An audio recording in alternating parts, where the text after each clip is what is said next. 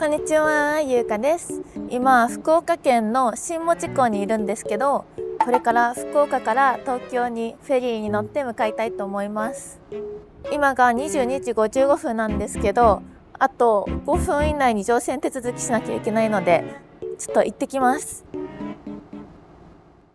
ここが東京九州フェリーの新門司フェリーターミナルです。今日乗船するのは浜湯。近くで見ると迫力がすごいです。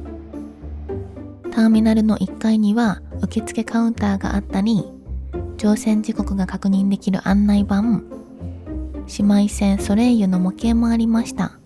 家の玄関に飾りたい。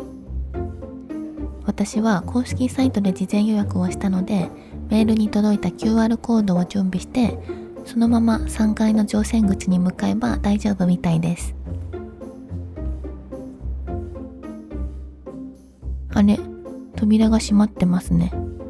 乗船開始時間と終了時間を勘違いしてました。逆遅刻。2階は待合室になっていて、徒歩で乗船する人たちが10人くらいいました。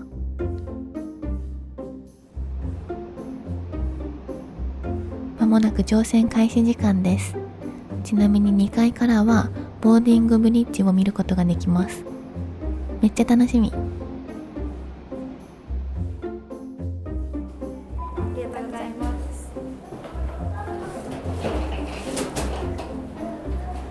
ターミナルとフェリーが近くてめっちゃ楽ちん。いつもはフェリーまで100メートルくらい歩いて乗る前からヘトヘトになってるけど、今回は大丈夫そうです。無事に乗船できました。2021年に就航したフェリーなので内装はとても綺麗です。廊下を進むとエントランスが見えてきました。4階から6階までが吹き抜けになっていて、まるで高級ホテルのような雰囲気です。おー、すごい。楽しみ。今日私がお世話になるのは5階の506。この廊下を進んだ先にあるみたいです。乗船した時にスタッフさんが部屋の行き方を丁寧に教えてくれたので、迷子にならなくて済みました。到着しました。乗船の QR コードがそのまま部屋の鍵になっているので、機械にかざすだけで簡単に入ることができます。おー、すごい。めっちゃ広い。じっくり紹介もしたいんですけど、その前に出港を見届けに行きたいと思います。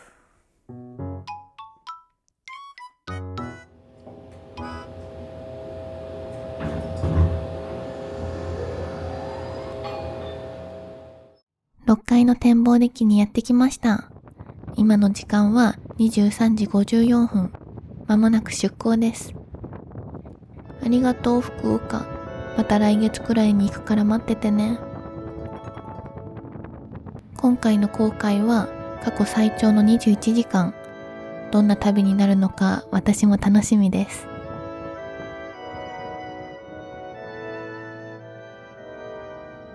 無事に出港を見届けられたので、船内に戻ってレストランにやってきました。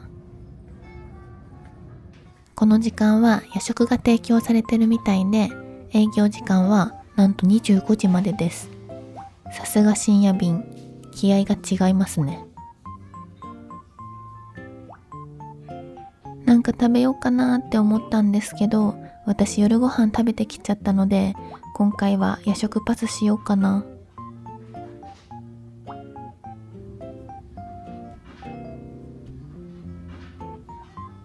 いや、これは本当に違うんですよ。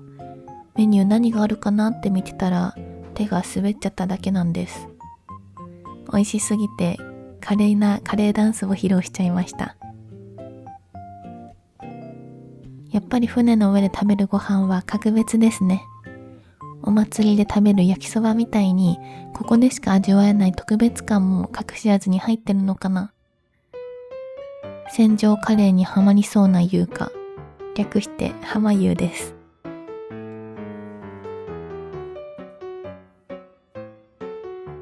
さっき新門司港を出港したんですけど、船の揺れはほとんど感じないですね。今日は当たりの日みたいです。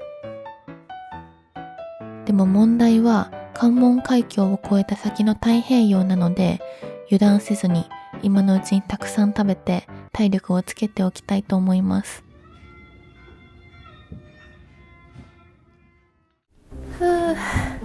無事に新門司港を出港できて、出港も見送れたし、ビーフシチューも食べれました。いい滑り出しなので、ちょっとこのままここで休みたいんですけど、お風呂の時間が1時半までなので、ちょっとお風呂に入っていきたいと思います。じゃあ行ってきます。大浴場は展望デッキと同じ最上階の6階にあって、誰でも無料で利用することができます。出港後1時半まで空いてるのはありがたいですね。それじゃあお風呂に行ってきます。お風呂行ってきました。帰りにビール買ってきた。ちょっとこれ飲みたい。乾杯。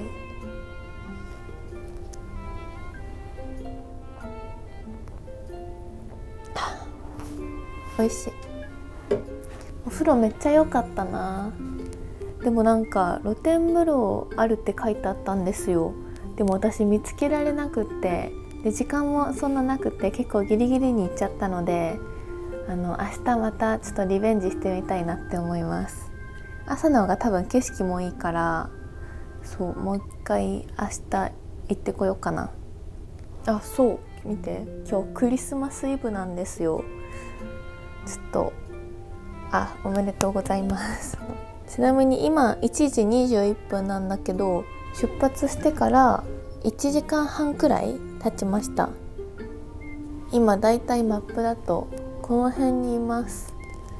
山口県のちょっと下の方ですかね、あたりにいます。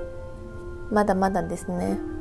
なんか携帯の電波が入ってはいるんですけど、ちょっと悪くて読み込みにちょっと時間かかるけど、普通に LINE とかアプリは開けるくらいなんですよね。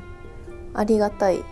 Wi-Fi はあるのかな、ちょっとまだ見つけてないけど、あったらつなげてみたいな。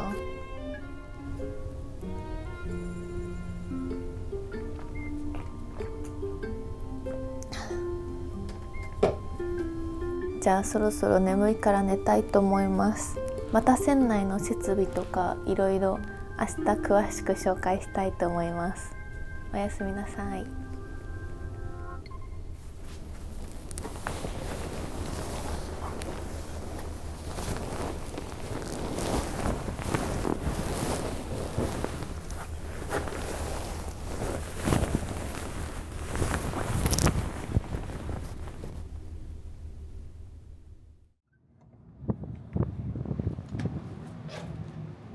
おはようございます。昨日は後爆睡してて、起きたら8時になってました。朝の展望デッキからの景色はこんな感じです。太陽がめっちゃあったかい。光合成して元気が出てきました。朝日に照らされてキラキラ光る海。船旅の醍醐味ですね。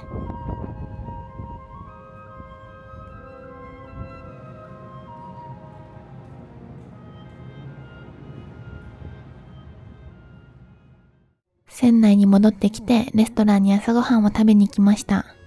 和食、洋食、カレーなどいろいろなメニューがあります。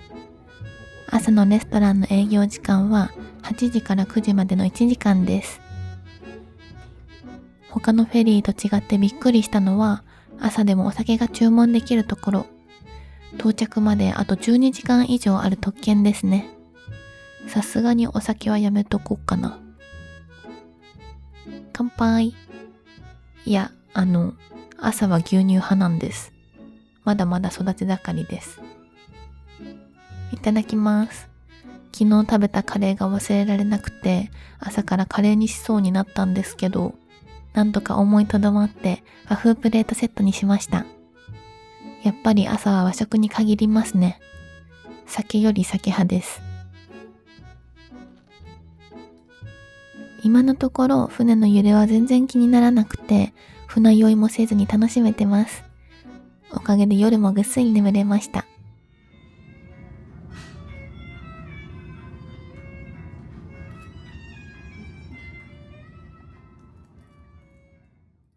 出港から10時間経って姉妹船ソレイユとの行き合いを見に来ました。横須賀港から新門司港に向かう下りのフェリーです。こんなに広い海で知り合いに会えた気分でとても嬉しくなりました。バイバイソレイユ。今度乗るからそれまで体調に気をつけるんだよ。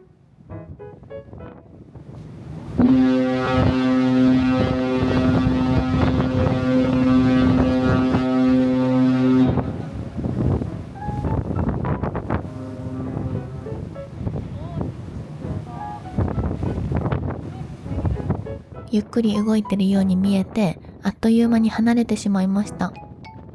初めての光景が見れて、とっても嬉しかったです。朝の準備ができました。なんか今日めっちゃ漏れた気がする。ちょっと昨日できなかったちゃんとしたルームツアーをしてみたいと思います。昨日ざっくりは見せたんですけど、まだちゃんとは紹介してないから、ちょっとちゃんと紹介します。まず玄関入ってこの左にハンガーとか物置スペースがあります。でこっちに行くと全身ミラーがあります。今日の服イエイ。こっちに入っていくとベッド2つあるんですけど、こっちは物置用にしちゃってます。昨日私が寝たベッドです。いやん恥ずかしい。でここは照明とかあるんですけど、この照明動かせるんですよね。でこれ調整したりして、でこれはこんな感じで消えます。コンセント USB させたりとか、あとアラームもあります。でこっちにはソファーと机があります。これさ、もしかしてさ、おお見て、ここ開く。なのでここでくつろいだりとかもできますね。よいしょ。まあでもソファーにしとく。でこっちにはテレビがあって、上にはミニ扉があります。こういう風にちょっとしたものを収納できるけど、まあ使い道はないかな。これがドライヤーです。このドライヤーめっちゃ良くて、普通に風量もあって髪の毛サラサラになりました。でここにはポットとかお茶飲んだりとかできます。緑茶で、下は冷蔵庫です。冷蔵庫は何も入ってないから買ったものを入れたりできますね。で昨日あんま見えなかった景色なんですけど、今は結構綺麗な海が見えます。窓が汚いんだよね。でもめっちゃ綺麗です。こんな感じです。でいろんなとこにコンセントがあったりして、ここでメイクしたんですけど、コンセントもあってすごい便利でした。昨日の残骸でここはエアコンの調整と、ここはトイレの電気になります。こっち開けるとトイレ、洗面台なんですけど、結構自分のもの置いちゃってるんだけど、鏡、ハンドソープ、あと歯ブラシとかも全部ついてますね。歯ブラシとコップ、トイレがあって、でしかもすごいのがウォシュレットあるんだよね。でシャワーの中はこんな感じになっていて、シャンプー、コンディショナー、ボディウォッシュ全部備え付けられてます。で朝入ったんですけど、水圧もめっちゃ良くて使いやすかったです。お部屋はこんな感じです。すごいね、過ごしやすくって、揺れも全然ないし、だからもう昨日もぐっすり寝れましたよいしょ。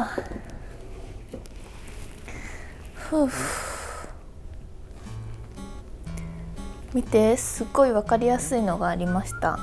新門司港を出発して、私瀬戸内海を通っていくと思ったんですけど、こうやって下を通って横須賀に行くみたいですね。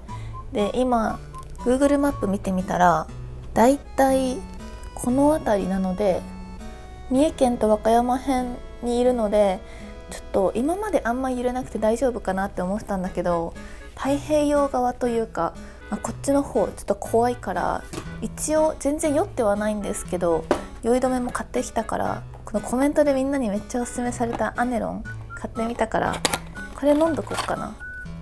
全然酔ってはないんだけどね、酔い対策。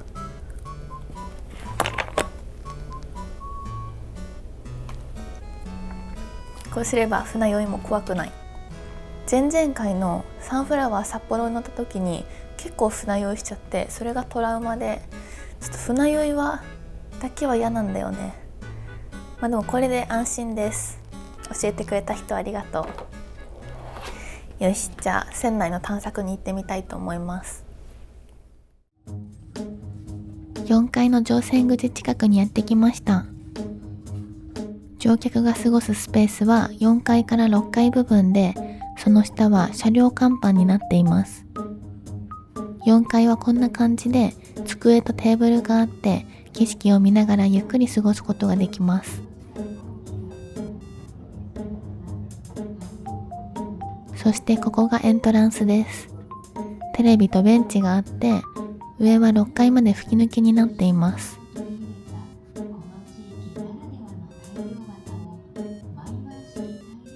ここは自販機コーナーです。普通のソフトドリンクはもちろん、お酒専用の自販機があったり、カップ麺の自販機なんかもあります。隣には給湯コーナーもちゃんとあります。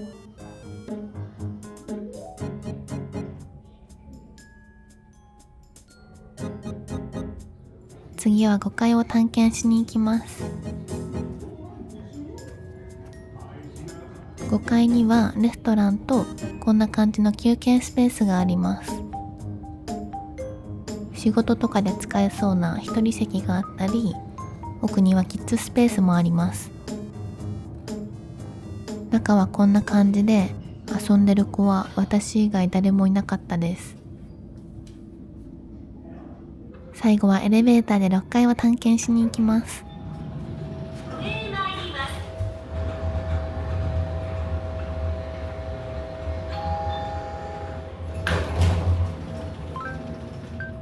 6階に上がるとスポーツルームがあって、景色を楽しみながら運動することもできます。レストランで食べ過ぎた時はここでプラマイゼロにできますね。6階には昨日行った大浴場もあって、朝は8時から利用することができます。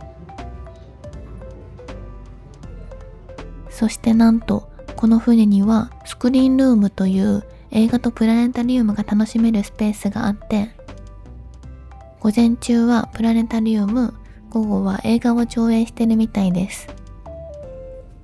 中はこんな感じで、ヨギボーが敷き詰められてて、何時間でも過ごせそうな雰囲気でした。私も気がついたら動けなくなっていました。なんとか起き上がってフォワードサロン白ハエにやってきました。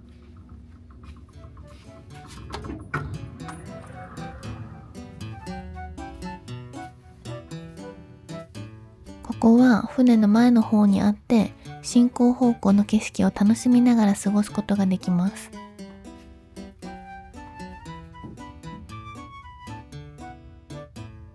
腕を広げて、世界は俺のものだって叫びたくなるような景色です。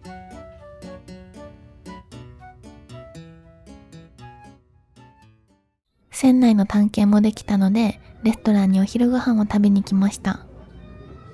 さすがに21時間も乗ってるとやることがだんだんなくなってくるので、ご飯タイムは意外と大事です。お昼は調理長自慢のおすすめメニュー、三崎港マグロ&駿河湾産釜揚げしらす丼にしました。めっちゃトロトロ。美味しすぎて思わず拍手しちゃいました。私こう見えて海鮮マニアなので、メニューに海鮮があるとつい頼んじゃうんですよね。戦場にある海鮮とない海鮮、いうか心の俳句。お昼ご飯を食べ終わって4階の売店にやってきました。関東や九州のお土産がたくさんあって楽しい。私のお目当てはこれ、のど飴。その他にも日用品が売っていたり、東京九州フェリーのグッズが売ってたりしました。お部屋でしばらく休憩して、今の時間は夕方の16時半になりました。どうしても皆さんに見せたいものがあるので、ちょっと目をつぶってください。じゃーん。これ動画でわかるかな？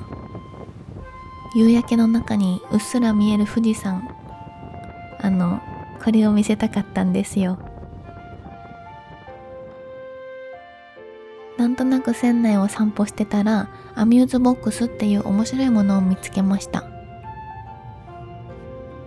まさかの船にカラオケ。さすがにこれ使う人はいないんじゃないかな。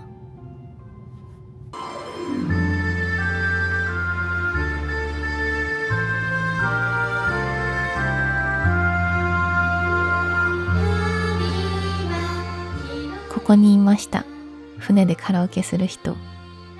いや、これが意外と楽しいんですよ。1時間1000円なんですけど、めっちゃリフレッシュできました。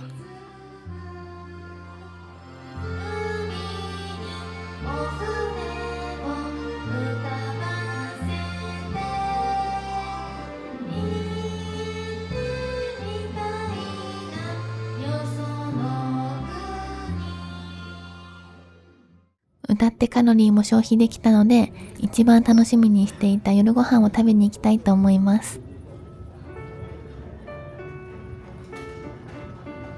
夜のメニューはこんな感じです。全部美味しそうで下船までに決めれるか不安。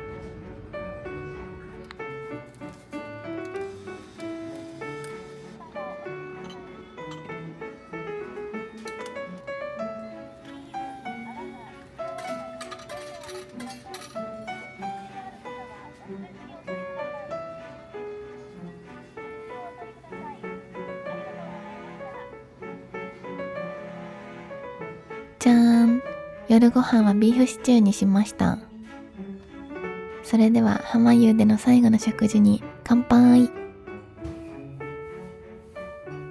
船旅の締めはやっぱりこれですね。ビーフシチューのお味はいかがでしょうか？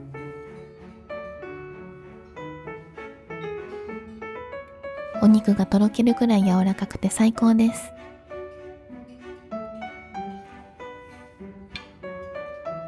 私が今まで乗ったフェリーはビュッフェ形式だったので、こういう大人ディナーもいいなって思いました。美味しすぎてあっという間に完食しそう。おかわり頼むか真剣に悩んでます。でもそろそろレストランの閉店時間なので、おかわりは次の機会になりそうです。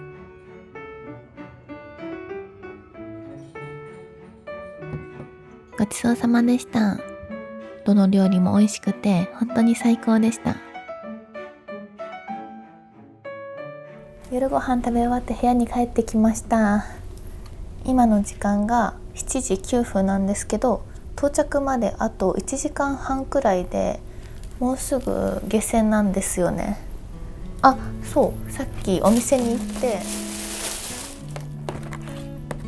じゃん、そのままバナナ、なんか門司港限定のお菓子らしい。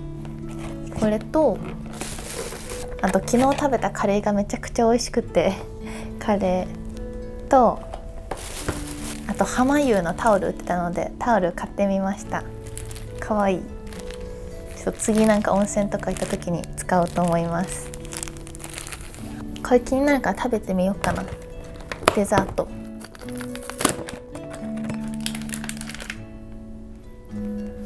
いただきます。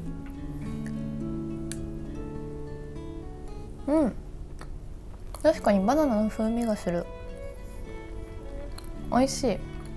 私こういう和菓子が大好きで、本当は博多通りもん食べたかったんですけど売ってるの見つけれなくて、でもなんかちょっと似た感じの味はする。あと40分後に東京湾に入るらしいから、その時もまた東京湾の景色見てみたいな。いやー、あと2時間か。21時間あっという間だったな。なんかすごい長くて大変かなって思ったんだけど、設備も充実してたからめちゃくちゃ楽しかった。なんか下船するの寂しいな。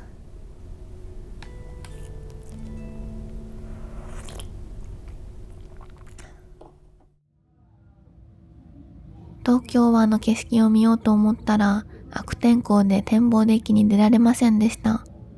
悲しい。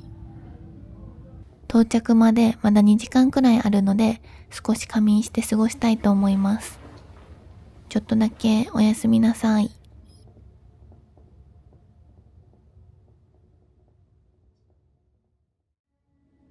とうとう下船の時間が近づいてきてしまいました。お世話になったこのお部屋ともお別れです。21時間ありがとう。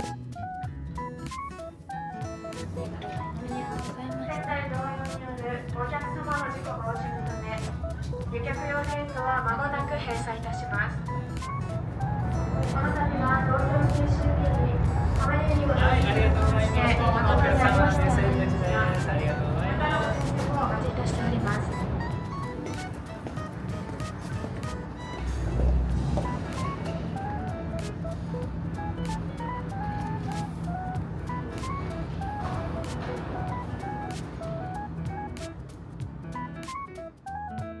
無事に横須賀港に到着しました。東京九州フェリーめちゃくちゃ楽しかったです。21時間長いかなと思ったんですけど、あっという間すぎてめっちゃ楽しくて、下船したらなんかちょっと寂しい気持ちになってます。でも今日昼バーベキューできたらしくて、でもバーベキューするところがテラス席だったんですよ。でも風が強くて寒かったからやる人は一組もいなかったんですけど、今度はちょっと暖かい時にバーベキューもリベンジしたいなって思います。あ、そう、途中ね携帯電波が入んない時が多くて、半分くらい携帯が使えなくてちょっとね不便でした。暇つぶしのものとかあったらねめちゃくちゃいいんですけど、私はあんまり持ってきてなかったのでぼーっと景色楽しんだりしてました。でも船の揺れは全然気にならなくて、酔い止め飲んだおかげなのか全く船酔いは一度もしなくて、めちゃくちゃ快適に過ごせました。ということで今日は東京九州フェリーに乗って新門司港から横須賀港まで来てみました。みんなもぜひ21時間フェリー乗ってみてください。ということで今日も最後まで見てくれてありがとうございました。この動画が良かったらチャンネル登録とコメントと高評価お願いします。じゃあバイバーイ。